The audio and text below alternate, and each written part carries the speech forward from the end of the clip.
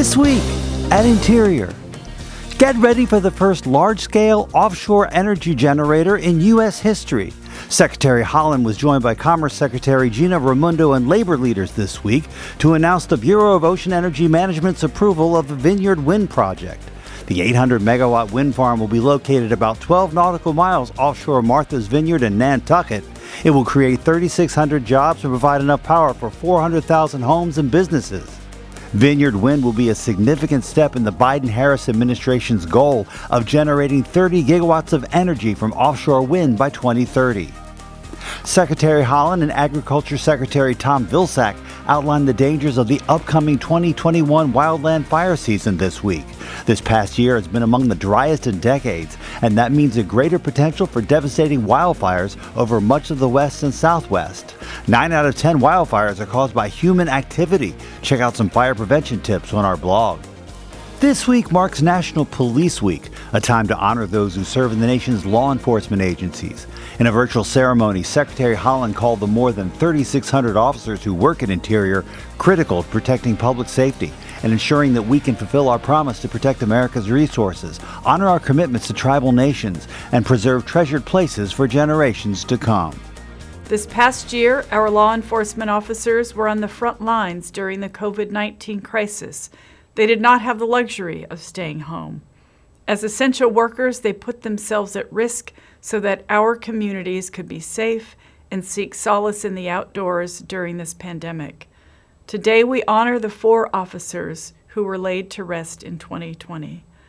Officer David Kellywood, Officer Charlie Joe Cortez, Officer Michael Lee, and Officer Brian Brown. Secretary Haaland this week approved a new constitution for the Cherokee Nation, one that explicitly ensures the rights and citizenship of all Cherokee citizens, including the Cherokee freedmen.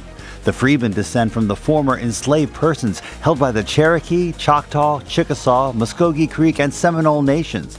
The freedmen's rights and status as tribal members of the Cherokee Nation has been a matter of dispute for more than a century and a half.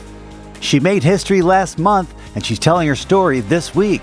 Nicole Yamase, a PhD candidate at the University of Hawaii who hails from Micronesia, became the first Pacific Islander to descend the Challenger Deep. That's the deepest part of the Marianas Trench, which lies nearly 7 miles beneath the waves. Hear all about it on Interior's Office of Insular Affairs podcast page, or check out their YouTube channel. Interior this week announced $150 million in National Park Service grants to create public parks and expand recreation opportunities in urban areas. The grants will be distributed through the Outdoor Recreation Legacy Partnership Program.